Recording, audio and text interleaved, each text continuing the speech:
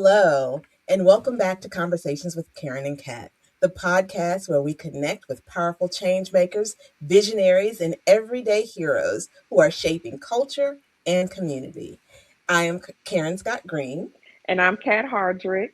and today we are honored to have back a friend of the show, Dr. Kevin Washington, also known as Mwata Kiari Emeka Sankara. Dr. Washington is an African centered psychologist, educator, and global leader in culturally grounded mental health. He is also the founder and CEO of NIANSPO, and you're probably going to have to correct me, I'm sure, empowerment, holistic counseling, and consultation services. And he is the author of Ubuntu Psychotherapy, addressing the transgenerational trauma of Mm. African Black people. Licensed in both Washington, D.C., and Florida, he currently serves as an associate professor, head of the psychology and sociology department at Grambling State. You've moved since then, haven't you? I have. It's all right. Keep it rolling. We have Yeah. And he's you a say that past you're president organic. of the We have it Association organic. of Black Psychologists and a longtime advocate for Black psychological wellness. Thank you and welcome back, brother. We are so excited to have you back. As I was Yes. telling you, I went back and I was listening to our conversation when you were last here, and we were talking about Black men's mental health and Ubuntu psychology, and I was listening to that episode in the car with my now 19-year-old son, thinking he wasn't paying attention. And when he had to speak in church about some of the principles of Kwanzaa, he incorporated something that you said about Ubuntu psychology. And I am because you are, like we are connected. And he connected Mhm. that with Kwanzaa. And I was like, I didn't think he was paying attention. Eh. So thank you for the education. Now, Ubuntu psychotherapy and the book that you wrote addressing transgenerational trauma of Black people and African people. What inspired you? Well, first of all, I want to thank you all for inviting me back. You don't Oh, just invite people back, unless you have something you want to get out of them, extract them, they owe you some money, or you enjoyed the oh conversation. So goodness. I'm going to assume that it is because of the conversation that we are Please. back. And it was. Because I don't know. Exactly. Okay, all right. So I owe you money, but we can handle that later as well. I wanted to again say something about this. You mentioned children hearing things, whereas their ears may be often closed to what we say, their eyes open to what we do, and so you were having a doing moment, and therefore the ears actually heard you in a Yeah. doing moment. Your doing was to listen to whatever the conversation was about Ubuntu. Ubuntu is a Zulu construct out of course, South Africa. The Zulu talk about UBU is being ATU with unifying life force. And it suggests to us that there's a unifying life force that runs through all things, therefore things are connected. Mm-hmm. Mhm. So what we recognize is in the context of the Ma'afa, great or enslavement of African people at the hands of Europeans and Arabs, there has been a gross disconnect that occurred in soul and our spirit. And so even the greeting among the Zulu that says, ask about, do you have a presence? People often say that I see you, sawubona, yebo sawubona. It says I see you, but it's asking another question. It's asking, do you have a presence? Are you Mm. present? And your presence is predicated on the Greek, which you are connected to the Amadlozi, which literally, it means ancestors, or Ahan, which is also ancestors in Zulu, which mean literally our soil. And so you connected to those, and also are connected to those around you. And if you are connected, you have a presence. And so this idea of Ubuntu says, when people feel disconnected and we've been severed from the understanding of who we are, our worth and value in the world, our name, our value. That's also why you were going between those two names. One is a European name of Kevin, which is Irish, meaning handsome, and Washington deals with the issue of hunting and English name.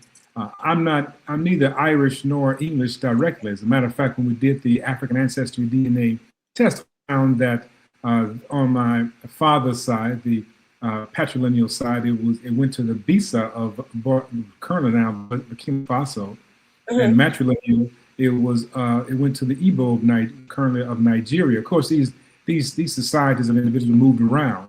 Ironically, I already had a name from the Igbo community, was Chukwu Emeka, which means God has done great things. Chukwu means God. And so Sankara was a leader, Thomas Sankara of Burkina Faso, named it Burkina Faso, which means land of the upright people, and they from Upper Volta. And the reason why that's so important to this conversation about Washington is because many Black people assumed the name Washington because they saw them as being leaders. So they identify with the name Washington as leader, because Washington did not have children, because he was deemed to be sterile because he had sown his wild oats in Barbados and contracted a STD, and therefore he did not have them. So when you hear Washington many times, it's because of people assuming a role of leadership. Yes. And so then we talk about the same thing, and we assume the leadership. And so when I did a rites of passage program early on in my life, it was a transitional process. And so I was given the name Mwata Kiari. Mwata means sensible warrior, leader, one who leads the people, and Kiari means to do so with love and humility. So, all right. So henceforth, you are Dr. Mwata on this show. I see it is there. That's good. Let's go. Yeah, that's right. So, Doctor, go ahead. Yeah. So, Doctor, you speak about reclaiming identity as a foundation of leadership.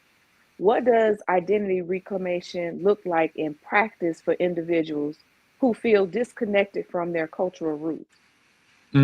So I think that's so important is to know that one has a legacy. And if you don't understand your legacy, look at how other people treat your legacy, and then you can tell what it really is.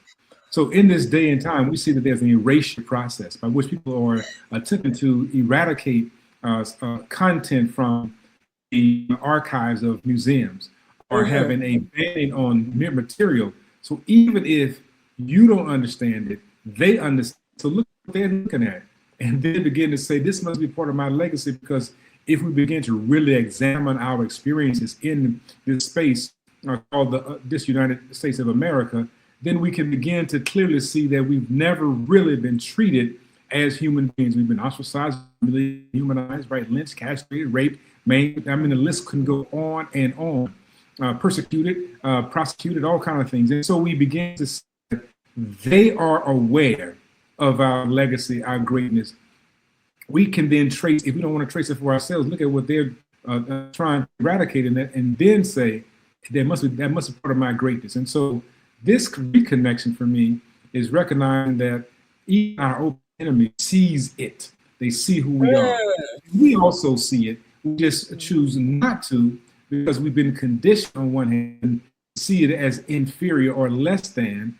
But when we begin to make some deep and profound connections with it, we begin to find out there's more to love than to hate.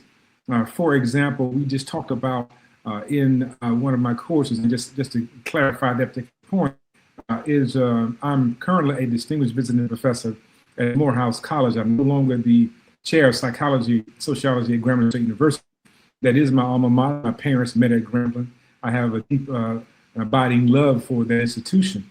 Currently, I am visiting professor, associate professor at Morehouse College. Congratulations.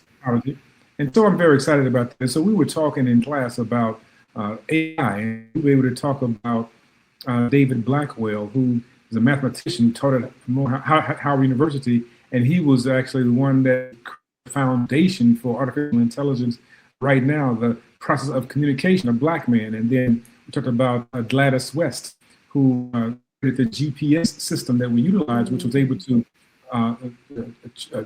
track, measure the entire circumference of the Earth, and then create a system to track people on that particular thing called the Earth. And so it's important to understand that whereas one was the brains of AI, the other is the body of AI. And artificial intelligence then goes back to African people. Question, how many times do people actually get known for that? And so we don't get identified with that. We always linked to somebody else. And then if we look at religious systems like the binary system of understanding, or ancient Kemet, we see this binary process. In ancient Kemet, the idea of the binary process of infinite connections, and through this has the idea of intellect and connectivity. The AI phenomena is not one of European descent. It's one that actually comes from African people and people who have been the Americas, African Americans, and therefore we can consider AI not really to be artificial intelligence, but to be African and ancestral intelligence. Oh, wow. Okay. Okay. That's deep. So, and that's a little Black history nugget right there. Ancestral intelligence. And I want to connect that because last time you were here, you talked about Ubuntu therapy and how it is different from the Western modes of therapy that we are familiar with, Freudian, Carl Jung, and those modalities. So your book is about the transgenerational trauma. What does that look like for me, for Kat, for you? What does that look like? And tell us why you were compelled to write about transgenerational trauma. That's good. So it really ties into Kat's original question about identity. Because what we recognize is that this idea of counseling and/or therapy goes back to ancient Kemet. Even some say before then, the word psychology comes from a word saku, according to Gerald Massey in his book, The Book of the Beginnings. And this saku was the essence of being, that which inspires life. And so it was not about the process of thought, mental processes, or thought and behavior. It really is about essence and what it means to be. And so in ancient Kemet or Egypt, they said that a whole and sound mind needs health, wealth, and prosperity. And that when one has a level of cloudedness about themselves, then they operate in a zone of confusion, and they begin to have therapeutic processes back then when they had bathhouses and aromatherapy kind of stuff, what we call it today. And so when we look at the deaths of Sigmund Freud, when you see pictures of him, you will see Grecian and ancient Egyptian or Kemetic iconography on his desk, which means he was studying some of this information about like the transmigration of the soul, how the soul moves through zones and spaces and can really transcend things. And even Carl Gustav Jung studied with his cousin, who was studying among the Sangomas, who are traditional healers in South Africa. And so his archetypal construct of this archetype system, if you look at a system of thought among the Zulu, you see the same thing. So he actually they borrowed or procured or stole this particular genius for their discipline called psychology. So what makes this different, Ubuntu Psychotherapy, is that it doesn't start with the person as being central, because the person is greater than that. As we say, Ubuntu is a unifying life force. So what is that unifying life force? That essence is anything, and a variety of things. There's Hintu, Hantu, Kantu. It says that there's this unifying life force in rocks and laughter. There's a unifying life force in trees and animals. And so the unifying life force is this thing that gives life birth, right? And so it says that somebody with Ubuntu is connected and does not want to embarrass anybody. So if you think about in the Black community, they say, don't go out there and make us look bad, right? That's Ubuntu. We don't have to think deeply about it because Europeans don't have that same thing. Oh, when somebody commits a crime, we say, I hope that person wasn't Black. Like they got something to do with us. So, but it does, because we know that we are connected. Yeah. Even if it's a relative that where's Kat? We know she out there on that stuff again. We'll tell you, Mama, I'm gonna pray for. Right. So, and then then I'm gonna bring over some greens to the house. But what the greens got to do again with the cat being out there on that for the green?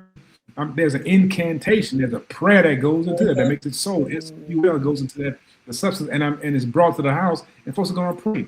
So we have these traditions of this understanding of the unifying life force, but nobody has told us that we're doing this, and so we've been doing this perpetuity. We just have to put a word to it, and that is Ubuntu Psychotherapy that says, how do we facilitate people feeling connected? And the last statement to that is, among the Zulu, I love the phrase, it says, Ubuntu Ubuntu Gabantu, which says, Ubuntu Gabantu, which says a person is a person because they're other people. I only have meaning and worth and value in the world because of people. I don't have it in and of myself. The Western idea is that I think, therefore I am. I exist, and that is it. But this thought, especially African people, and we see it within people in American context, is that it's us, it's we. What is we doing today, right? How are we living, right? People can drink on the corner and pour libation for the brother that's not here. Connection, that there's a unifying life force that runs through everything. And you gave an example as well.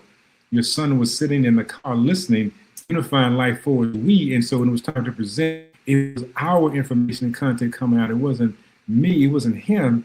It was the issue what he had received from community and environment. So there was inside of that experience. And so when it came time to talk about Kwanzaa, his into the unifying life force gave him the voice, and the voice spoke to connectivity and power and essence. That's why it's different.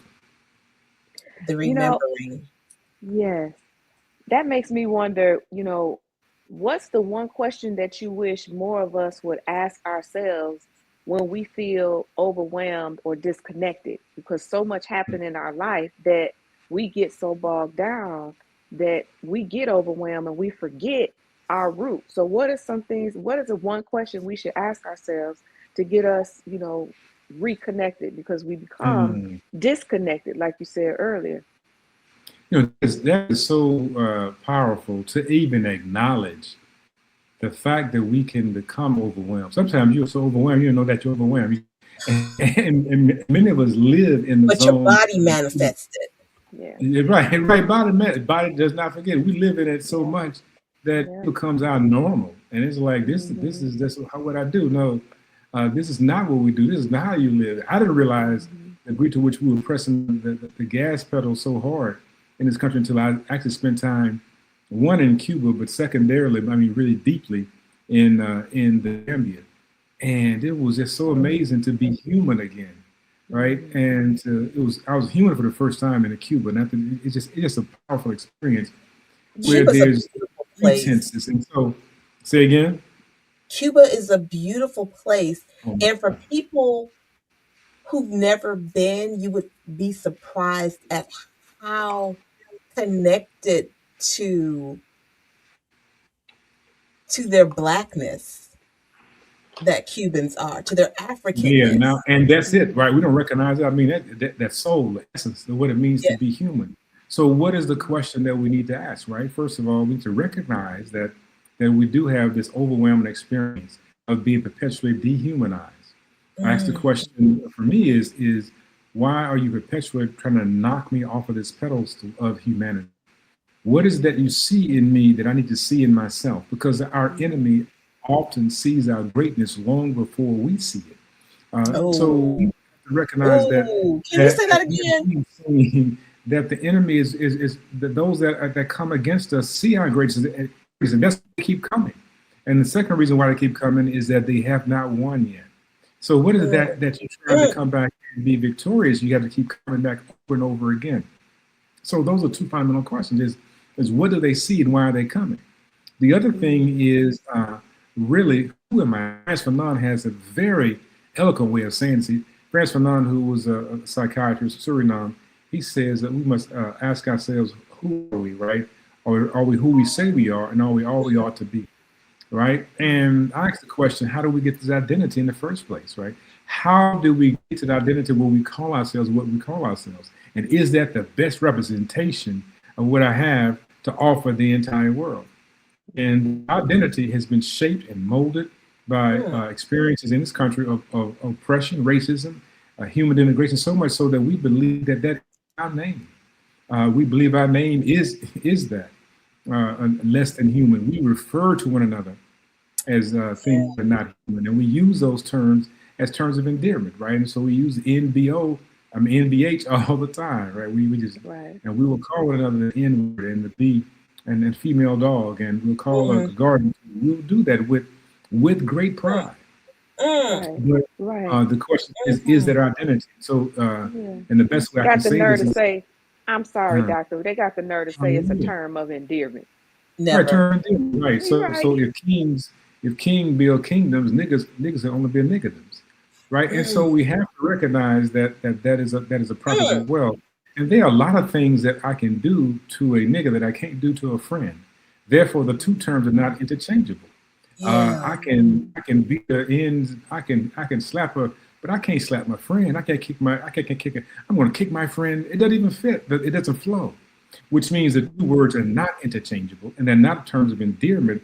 They are terms that we have utilized from the oppressor, and that we begin to identify with the oppressor so much so that we actually want to become the oppressor and what the oppressor wanted us to become. And so we resist that. And that is a part of our disconnection. So ask the question even more deeply about who am I, right? Is what is my ancestral legacy? How do we set up our space to honor the fact that we have come from greatness? We spend money, and money has images of ancestors. Is there a legacy that I can turn to? And I just gave you just quickly about David Blackwell and Gladys West and AI. We didn't talk about Igmawali and the creation of the internet, right? All these things are things we talk about the Kingdom of Benin and bronze and smelted metals. We talk about the issue of the Gold Coast, Ghana, and so the Gold Coast in Ghana is the foundation upon which the United States economy is structured. We didn't talk about the issue of rice and rice farming at say the U.S. After the 1700s, after the so-called Civil War. You can't have a civil war. That doesn't make any sense. But this rice was called the Carolina Gold, and they brought Africans who knew how to do that. That is how to take the salt water, make it a fresh water, what they call sweet water, and rice could grow. So Carolina Gold, say the United States.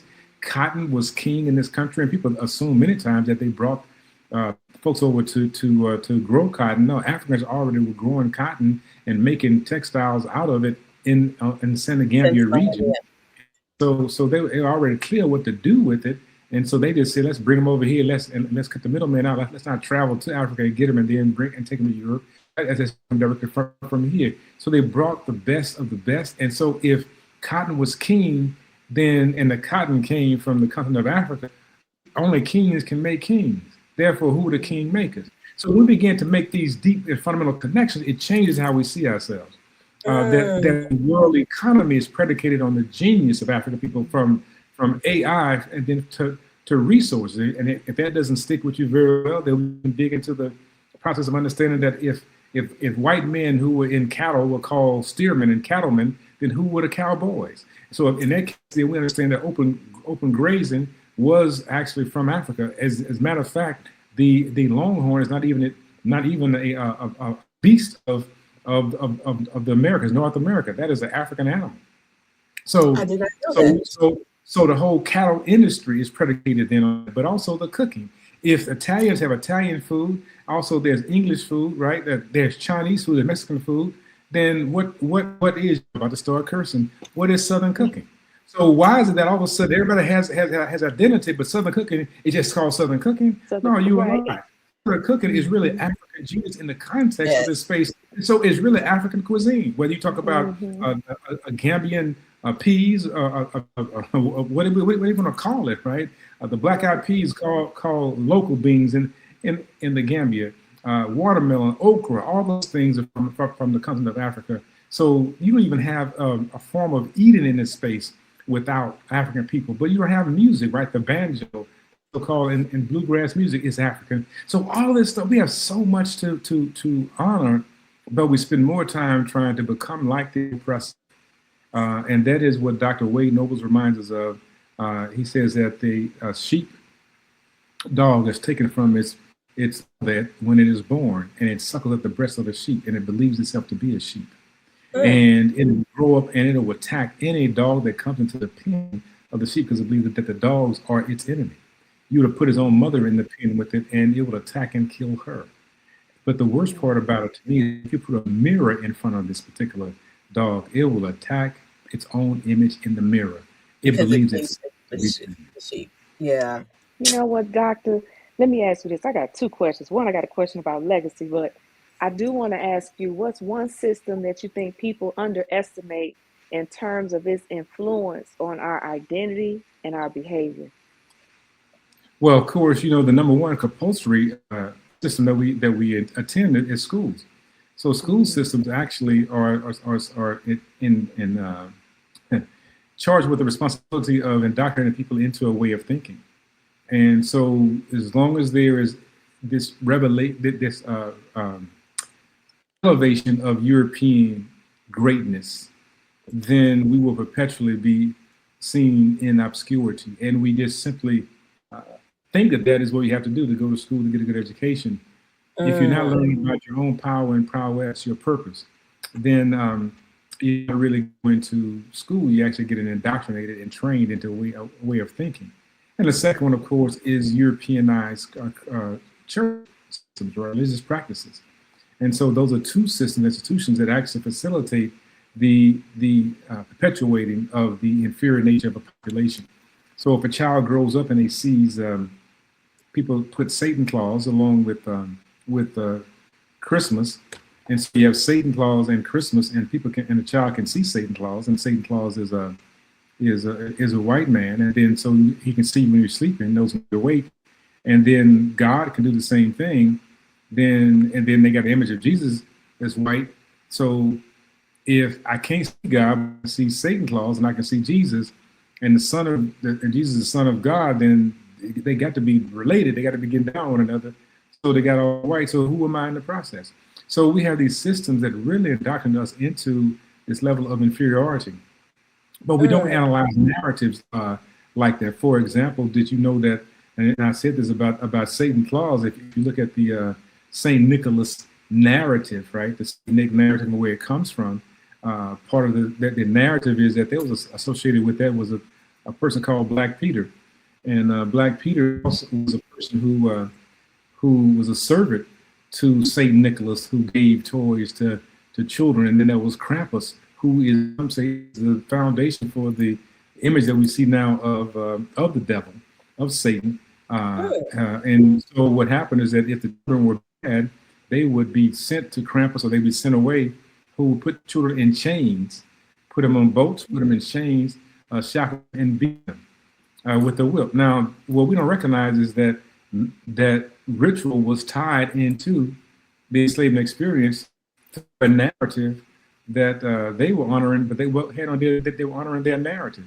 And then Black Pete was a Ethiopian eunuch because they castrated him. Another practice that they engaged in, of course, was castrating. And so look at, and I want you to get this, Karen and Kat, that this is important. At some level, the system of enslavement was really a reformation of ritual that they knew and that they were taught. We were unaware of it, and we practiced it, and we assume that system is really going to elevate us. The problem that we have is that we don't acknowledge our own system of beingness and honor our own ancestral legacy. So we can take the same holidays, right, and deal with our own sense of it. So we don't have to honor Krampus and honor St. Nicholas. We can honor people in our family and give honor and praise. Then we can recognize the greatest of those who were gift givers. My father was a great gift giver, so much so that now in my hometown, I for this, and there's a whole holiday toy drive in his memory. Wow. So that's ritual. Not a problem that I have with it, that she keeps sticking Santa Claus inside of it, but you're really honoring a man who loved the holiday so much he did that. Now, this is what we have to do. We honor our people. If they can honor somebody in their legacy, I can honor people in my legacy. And so, Dr. Mwata, in the book, yes. you write about the healing movement, the 5 key healing movements: remembering, reminding, reframing, revitalizing, renormalizing. So you talked a lot, you were just talking a lot about remembering, remembering our past, remembering those things that are our Africanness, I would say. What does remembering look like in a therapeutic setting? How does remembering help us in Ubuntu therapy, bringing forward, how does it help us? So first of all, recognize that the word re means to go back. Remember, it's a part of. So the first thing then is go back and make a part of your reality who you really are. Right. So there's an exercise where that engage, right? It's the issue of when you question yourself, right? Who am I? Who am I being? Right. This idea of self-exploration. Then there's self-cultivation, right? Who am I for real? Who am I being? Cultivate. What I need to get rid of. Right? Then there's self-development. Self-development is when you begin to study and learn and to engage in historical conversation. May perform a genealogical research, begin to look at connections. You find some things that are painful, and then you find some things that are joyful. Then there's this self-government, based on what you've learned about yourself. Now you act like you know who that you're not a caricature of somebody else, but you are really somebody of greatness. Then you have to go back and ask the question again: who am I? Exploration, cultivation. What I have to get rid of? Development, government. Exploration. It's not a linear process, it's a circular process, because we perpetually engage in the process of having to recalibrate, realign ourselves with life. So can you understand, weren't you in the military? Absolutely. All right. And when you shoot a rifle, you have to, I don't care how many times you calibrate something, you got to go back and recalibrate that rifle because it's going to get, we got to recalibrate. We assume that once we did it, I'm done. So therapy does not give us the thing and it's done. There are things we have to do throughout life to recalibrate. So in therapy, the remembering is the first acknowledge this idea of who am I prior to the enslavement experience, outside of the oppression. How do I exist if I'm not a nigga, if I'm not these other negative things? Who am I for real, right? What makes me who I am? And folks say, hey, ain't no African. Okay, that's fine. And who are you? Because everybody's identifying themselves beyond this point. If you have a German Shepherd, that German Shepherd did not become less German because it was in your backyard in Griffin, Georgia, right? It was less of a German Shepherd if it was in the backyard of Shreveport, Louisiana. It was still called a German Shepherd. I don't understand how a dog can maintain some country, some land-based things, but a human being cannot. You have a dog that is out of Mexico called a Chihuahua. It's still tied. You have French Poodle, and I don't care where you find that French Poodle in Florida, in Maine, it's still tied to France, right? The Rottweiler is still tied to Germany. The black Chow is still tied to China. Then hell, why can't we still? I never said that, but why we got to lose land-based things because we want to start. Well, I don't know where I'm from. Well, what we do know is that you come from Europe, and we do well. There was black folk here before. Okay, we'll accept that. There was some Africans here before them. People came. Okay, we'll accept all of that. But the reality is, the majority of us are descendants of transatlantic slave trade. Go to Ghana. I ain't got to go over there. Well, that's why you're not gonna know anything. But go to Ghana and see Elmina and Cape Coast. Go to Senegal and see Goree Island. Go to the Gambia and see Kunta Kinte Island. Go and see what records kept. And people say that, well, Africans sold other Africans, and so they were the worst ones. Well, okay, I'll agree with you to a certain degree that Africans participated in the process, but not totally, because I haven't seen one narrative where a person from the continent of Africa, from any particular society, got on a ship, rolled over, saw what was happening, and then say, yeah, I'm in on this. I haven't read the record yet. I'm not saying it doesn't exist. I just hadn't read it. And secondarily, if it was worse, I haven't seen it where Africans put other Africans into chains, branded one another for plantation ownership, castrated and lynched one another for the purpose of servitude.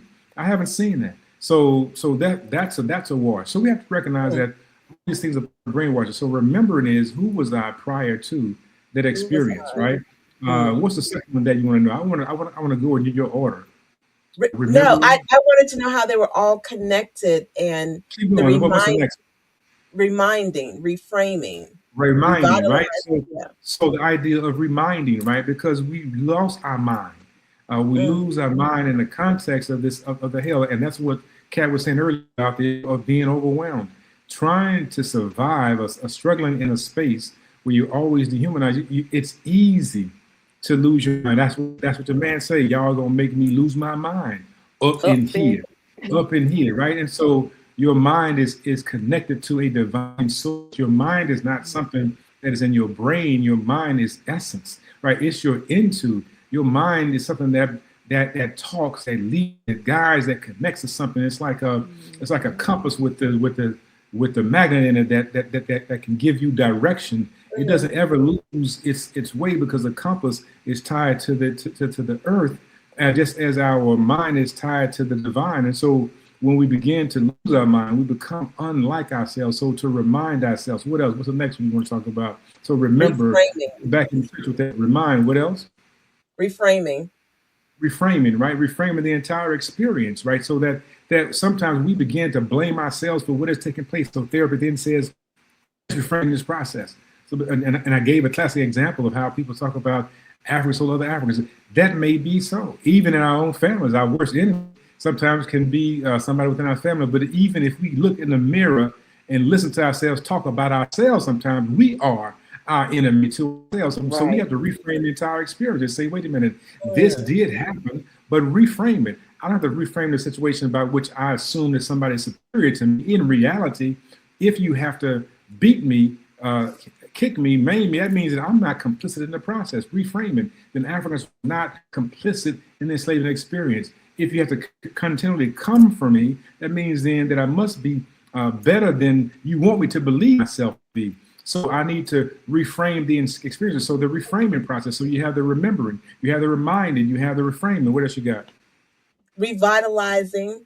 Before you go on to revitalizing, is the reframing once we know more and we've gotten more information, we then can look at whatever our situation is with I don't want to say fresh eyes, but with more knowledge.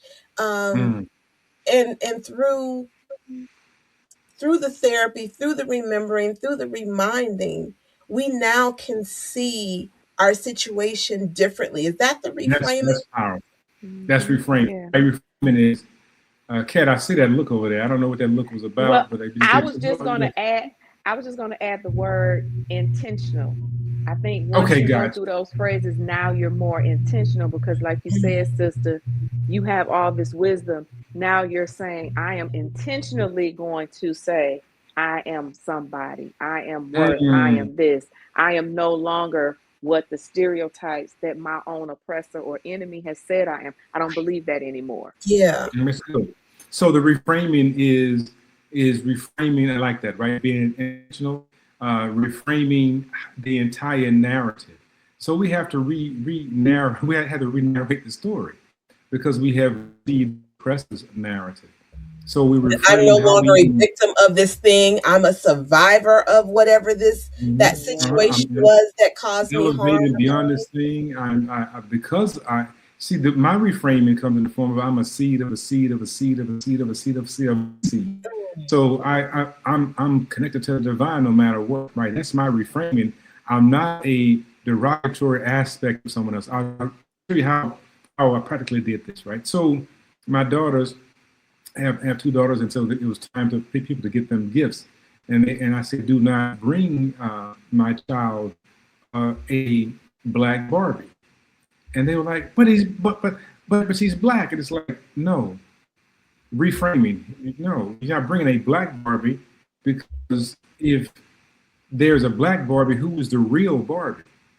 So the reframing was that the Barbie doesn't come in here. So their mother said that when they make, at the time, Raven Simone, the actress, had a doll, said when they make a white, we're black Barbie, right?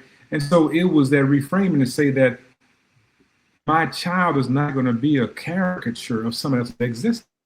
You bring a doll to the child, so that the doll is a reflection of something that is real, authentic, and it's part of their being. So Venus Williams had a doll at that time. I mean, Serena Williams had a doll at that time, and so they got the Serena Williams doll. Let me just play it out. So we got the Serena Williams doll. Found it. Somebody had a Halloween birthday party. One of my oldest daughter's friends, a Halloween birthday party when they were children, and the image said, "Come as your favorite hero or she." And so we had been playing tennis a little bit. So we had a skirt, had a tennis racket, My daughter was a bit upset about going like this, but the instruction says, "Come as your favorite black hero or shero."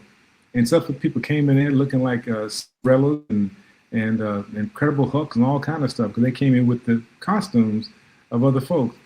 She went in looking like Venus Williams, right, wearing a tennis outfit, and she won the prize for the best costume at the party, and then she was celebrating. The reframing came in first by saying, "This is it," but I want you to know that I didn't get that information about the doll because it was me. My mother told me that her father would not buy them white dolls at all because he did not want his daughter to see themselves as caretakers, mammies of white children. Ooh. And my mother said she didn't do it because she said that black people don't have white babies like that, right? And so this is a legacy of reframing, right? Yeah. And it was not anything that was the intention like we're going to do this way. It's like, let's reframe how we see ourselves, right? And even today, as I was leaving an event and a student had a PWI, prominent white institution, traditional white institution lanyard, and I said, "Oh, you went to this institution?" He said, "No, I didn't know. It's just a lanyard." I said, "Would you leave somebody at school wearing your HBCU lanyard?" He said, "Yeah, okay, I get it." Right? And that's a reframing. Reframing moment is a simple thing. What am I really doing? And when I wear it, I have to go through a long story about the legacy of an institution, but these institutions are designed to create the legacy and memory of European greatness, right? But he got it enough to say, let me reframe what I'm doing. You're right. I'm not quite sure that they would wear this. Why am I even wearing this here? Reframing, right?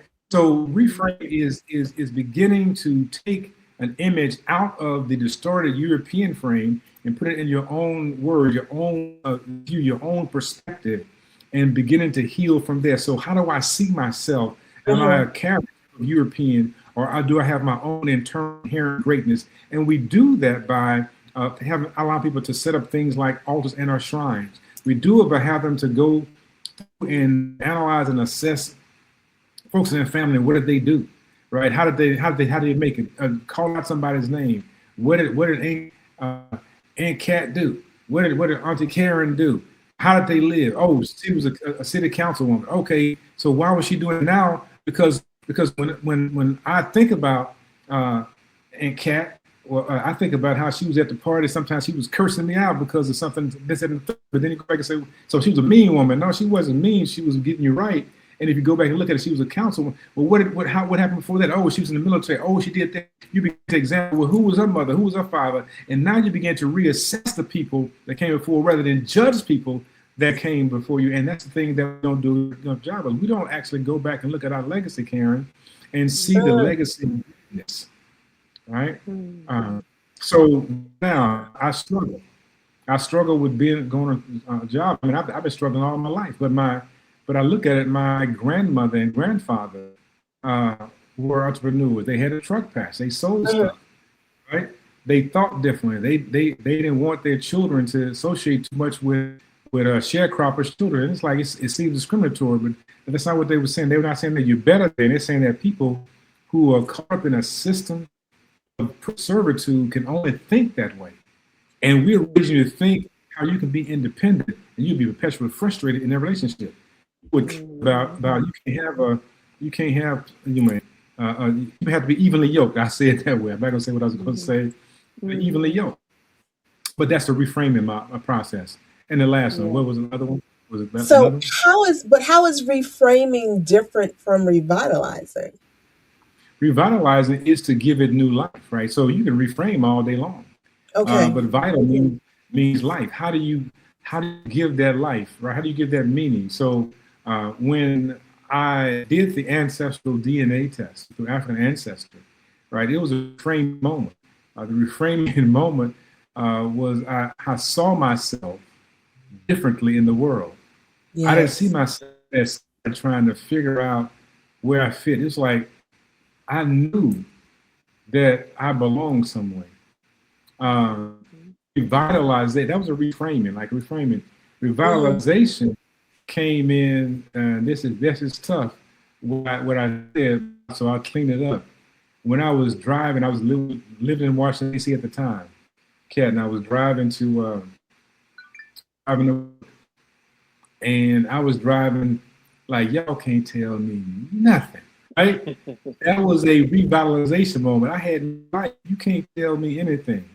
I got this, right? Revitalization, breathing life into it. I am a citizen of the world. I am a global citizen. I traveled over to the Gambia and made connections, new life. I'm making connections right now all over the place, right? St. Thomas, St. Lucia, just saying, hey man, let's connect. Revitalization, because you can live in this space. The classic example of it, of living in space and be the walking dead, right? When you feel disconnected, you walking dead, you ain't got no life in you. You're just trying to try to survive. You even ask people, what's going on, what's happening? Nothing, same stuff, different day. What kind of life is that, right? So the revitalization says, how do we imbue life into ourselves? How do we awaken the cells? I'll say it this way from the Bible. Lazarus, get up, right? Can these dry bones live? It is breathing life into dry bones, because beyond simply reframing is how do I live? And when I live knowing that I have life, right, the life back in me, that means then that I will engage in activities that are life sustaining. There are things that I will not do. I won't have certain conversations about certain things. Folks start gossiping. That ain't about life. That's about health. Right. Folks engaging in activities of destruction of the body, excessive alcohol consumption, of marijuana smoking, everything else. That is death. That is living dead. I'm not saying, I ain't judging. That's not what I'm saying. I'm saying excessive to the point that you're destroying yourself. Toxification. That is the problem right there. And so when you're dead, you do dead stuff. You have dead conversation. You hang out with dead folks. Nothing but dead stuff. But I'm trying not to curse, but that's the bottom line, right? You want to hang out at a club and a bar with other dead folk. Ain't nobody happy at no happy hour. For hell, you've been to a place having a good time. Ain't nobody ever happy on happy hour. That's why you're there, trying to figure out how to be happy. Take it, go and build, doing something, writing something, creating something. That's where your happiness comes from. When you talk about vitalization, human beings come to this earth for the purpose of elevating life. And let me tell you how we know, and I'll be quiet on this one. When upon birth, a male child will have an erection upon birth. And the question becomes, why would a male child have an erection when the fundamental function of the erection is for the transmission of fluid into womb of woman to create life?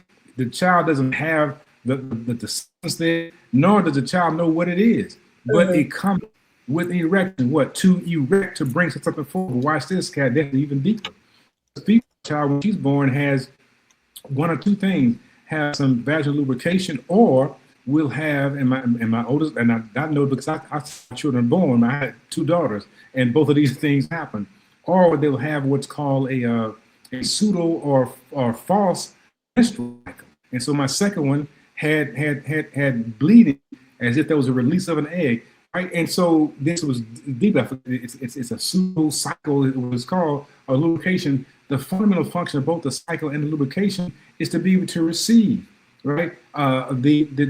Why it happened upon birth, because it is, and this is my estimation here in this conversation, to remind us that we are here to create, procreate a new reality, not on in the anatomy.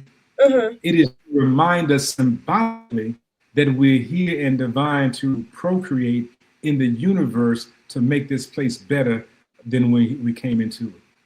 If we align, as you all are doing, and you all are doing it every single day. I mean, the work that you're doing, Karen, and the work that you're doing, Kat, it is amazing work. You actually engaging in the process of making this space better. And even this podcast is a part of that. So again, I thank you for doing that. You are this is a moment, an act of revitalization. Therapy allows us to go through those things, examine ourselves, and then put life back into these dry bones. Thank you, brother.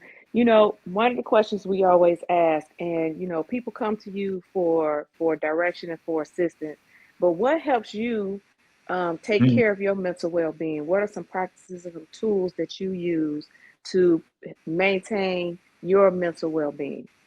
That's good. That's you assuming that I got mental well-being in order. That's the assumption. That could be the problem right there. That's all the people who you ask, you know what I'm saying? He ain't right. But there are several practices that we engage in. One is, of course, we acknowledge the ancestors. There's a space in my house that has a particular candle, some water, some metal. We talk about how you build these things. Knowledge that I'm not here because I created myself. I'm here because I came from someone else before me. That's a practice of ancestral remembrance. And every culture does this. People say, that's just spooky. It's not spooky. It's no spookier than naming a street after a European or naming a building after a European, right? The dollar bill, after that, they spend all this time doing those things. But we erecting statues, right? You go to DC, they all over the place. Ancestral veneration. Ancestral veneration all over. But we can't do it for ourselves. No, we got the baddest DNA on the planet. When we start tapping into that, what starts to happen in our lives? Because we are giving up our energy to somebody else. And that's one of the things. Secondarily is to engage in the idea of I do African drumming and African dancing. It gets me going, right? So drumming is something I keep doing. It's in my spirit, my soul. But we have drum, dance, song. People can engage into spoken word through the word, right? Whatever it is that your thing is, your creative thing, especially, that's the thing that will keep you connected. And the other activity, is to allow myself to connect with people beyond the point, right? So how do I connect with folks? I don't know anybody over there. Well, I didn't know anybody either until I knew somebody over there, right? And so you go, you visit, you make the connection. And from that, things begin to happen. But recognizing that we are family. And I think that's the biggest thing. The ritual is to say that I am, they said it, I am divine. I am more than Shreveport, Louisiana. Right? I'm more than United States. Right? I am more than all things. I'm tied to all this. I have in me. I went to South Africa, and they would speak to me, Sawubona, and say, I'm fine, how you doing? And they say, how you know what they just said? I don't know what they said. I never heard Kinjani, Sapili. I don't know what they say Kinjani. I'm all right, how you doing, right? But it's kind of like, how your mom and them, how you doing? And so that's what I feel. And so those were connections. Then I started trying to work on learning the language, and it gave me entree. South Africa gave me this idea, this vision of understanding what Ubuntu was, and then going to Ghana and understanding the Ghanaians and connections, and then going to Senegal and the Gambia, and then getting pulled into the community. Then one of the names I was given, over there, is Karamo. Karen Karamo means one who studies, learns, and teaches. I'm saying, well, everywhere I go, I get the same name, meaning the same thing. Like it's like Mwata here, Karamo here, this, that must be who I am. So that's right. Visualization, right? It's like this is who you are. But with those connections, we realize that we are just not simply a diminution of Europeans, that we are the embodiment of greatness. Therefore, I say that my ritual is to say to myself, I am a seed of a seed of a seed, a seed, the seed. And I got that from Dr. Fukuyama, who talked about the Bakongo construct, cosmology, and other things. Dr. Fukuyama was phenomenal, took us through this ritual to help us understand certain things about what we drink at certain parts of the day. He says that we are rising and setting suns throughout the entire day, throughout our entire lives. So while my sun is shining, I'm going to let it radiate with the brilliance and greatness that has come to me from my ancestors. So I recognize those, and I also recognize that one day I too would be an ancestor. Yeah. As I also recognize that I was one day not yet ever even here. So I'm unborn, I'm present, and I'm the future at one time. And that's what people say when they say stay woke. Stay woke is past, present about the future.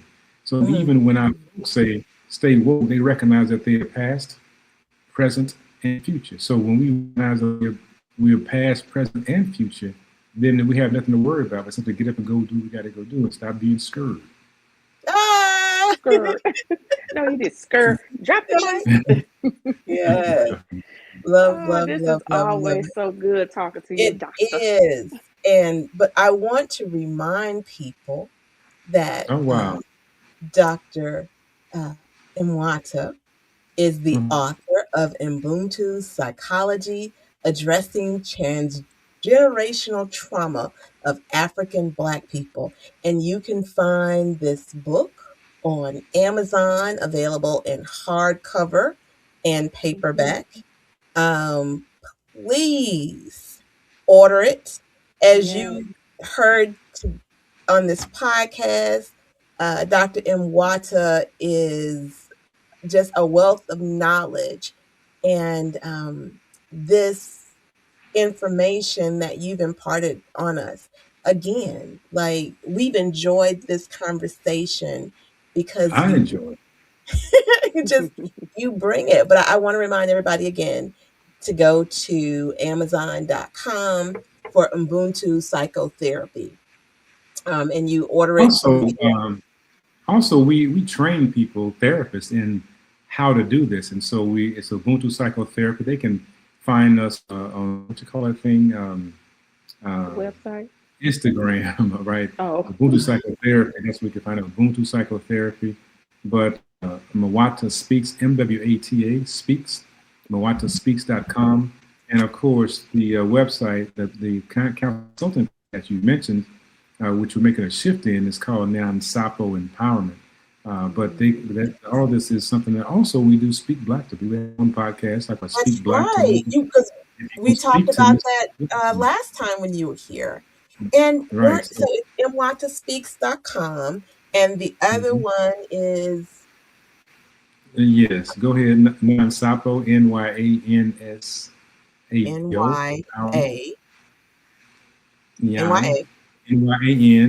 NYANSAPO. Nyansapo, which means it's an anchor symbol, which means the knot of wisdom is only that the knot of wisdom is only untied by the wise. And so I say many times with these knots in our lives, Nyansapo, empowerment, put the empowerment on the end of that. Empowerment, Nyansapo empowerment.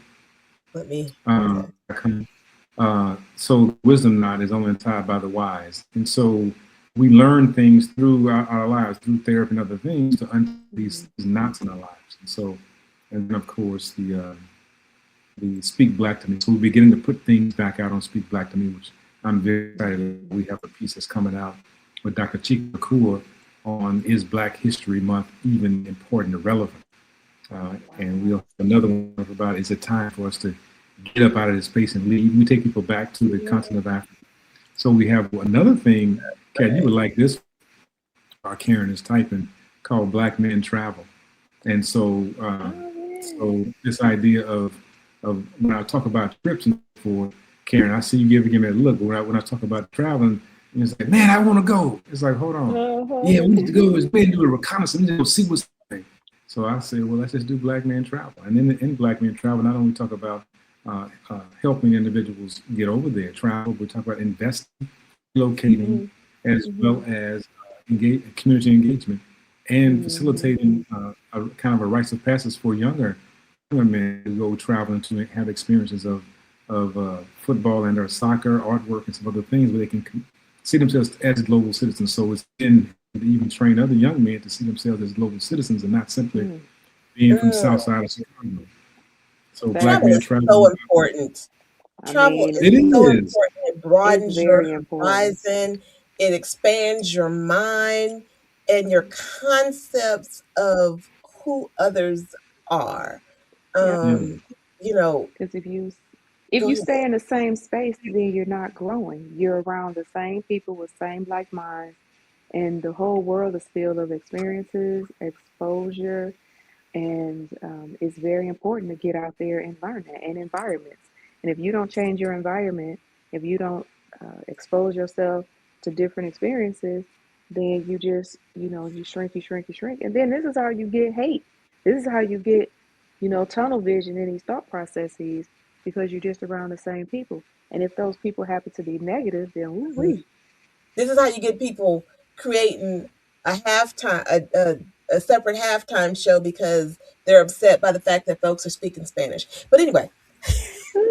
Hola, ¿cómo está? Yeah, I digress. No, however, the first separate halftime show, this is good, because the Wayans actually created the first halftime show. They did.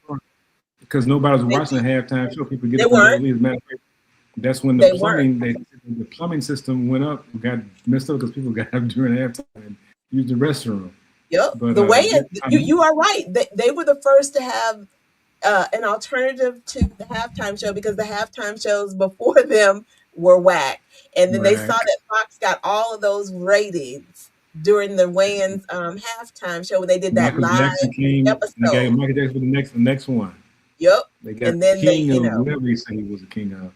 But Kat, you said it's very powerful in its own right, that the brain has what's called neuroplasticity, which is that as you engage in certain activities, pathways are open neurologically within the brain, structurally and functionally.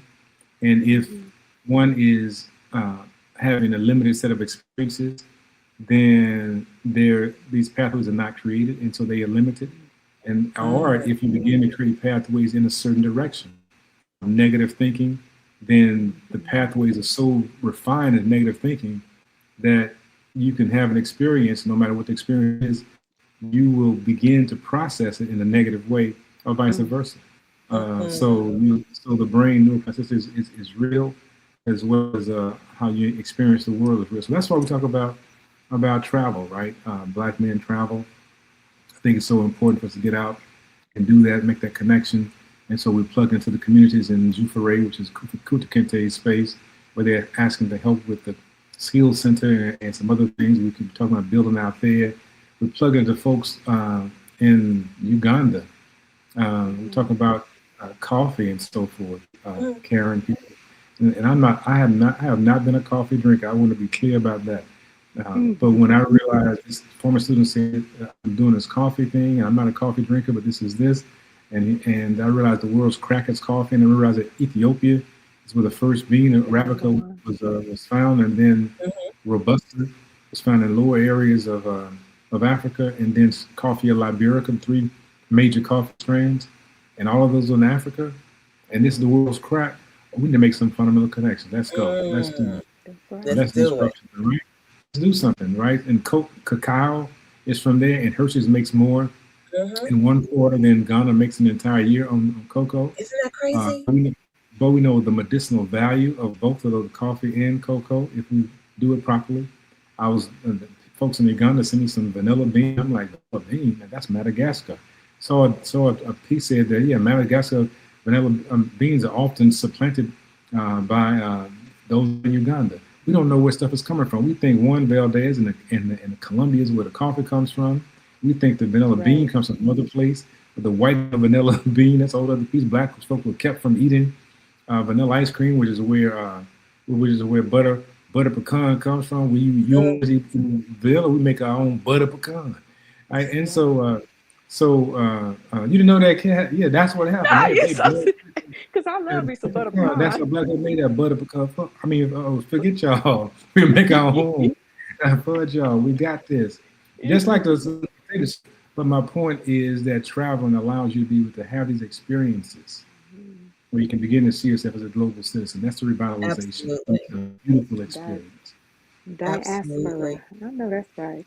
All right, Yeah, doctor. We're gonna go into like I 9 hours with know. you. Look, we got to do a I part know. 3. I know. But I don't know what you're doing. all of Just, our listeners, or if you're watching this podcast, we want to remind you to subscribe to Conversations with Karen and Kat on YouTube, Facebook, IG, or wherever you get your podcasts. And we want you to remember that you are always part of our conversations. And we want to thank you for joining us on this episode of Conversations with Karen and Kat. Well, we are impacting the world one conversation at a time.